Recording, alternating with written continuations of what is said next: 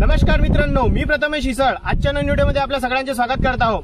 मित्रांनो, आजच्या नवीन व्हिडिओमध्ये आपण काहीतरी नवीन बघणार आहोत, जे शेतकऱ्यांची आपण चिंता दूर करण्याचा आजच्या व्हिडिओमध्ये प्रयत्न करणार आहोत। मित्रांनो, आज आपण कपाशीच्या शेतामध्ये उभा आहोत। जवळपास कपाशी 30 ते 35 दिवसाचं पीक आहे।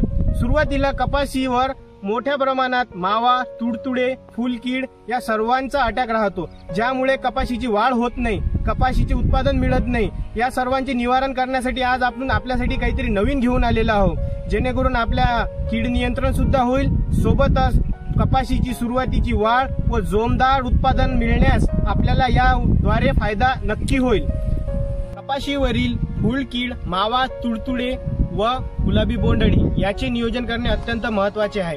या सर्वांचे नियोजन जर आपण केले नाही तर जवळपास आपल्याला उत्पादनामध्ये अर्धी घट आढळून येते। म्हणून आज आपण शेतकऱ्याची पहिली पसंत ज्याला आहे म्हणजेच की बकील। आपल्या सर्वांना प्रश्न पडला असेल, बकील म्हणजे नेमकं काय आहे?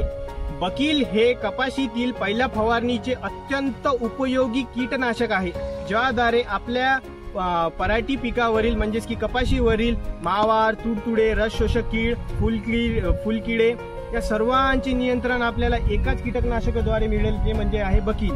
जसे की बकील बद्दल आपण बघू शकतो, यांची पहिली पसंती पहिल्या फवारणीपासूनच। बकील म्हणजे नेमकं काय आहे? बकील मध्ये 2 प्रकारचे घटक आहे, ज्यामध्ये सर्वप्रथमतः फिब्रोनिल 15% व इमिडाक्लोप्रिड 5%।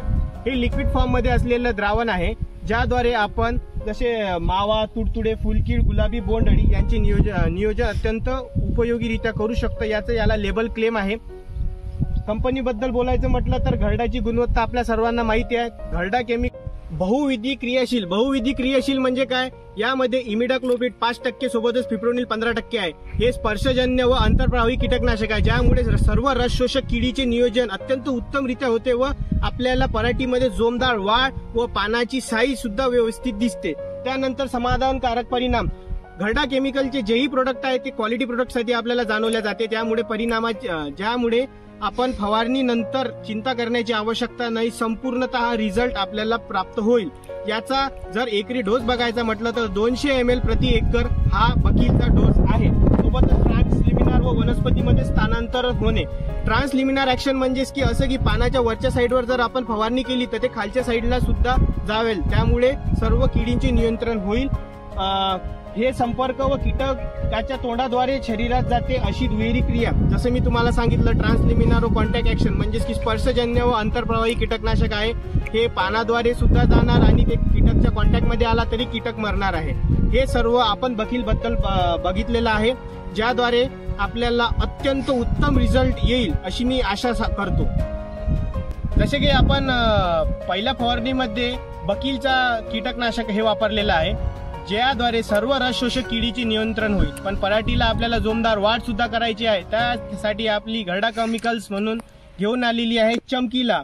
चमकीला हे एक बायोस्टिम्युलंट आहे, ज्याद्वारे पिकाची शाकीय वाढ, फुलामध्ये वाढ सुद्धा होते, सोबतच मुळांची वाढ होते, फांद्या वाढतात, सर्वांगीण झाडाचा विकास या चमकीला या बायोस्टिम्युलंट द्वारे होते।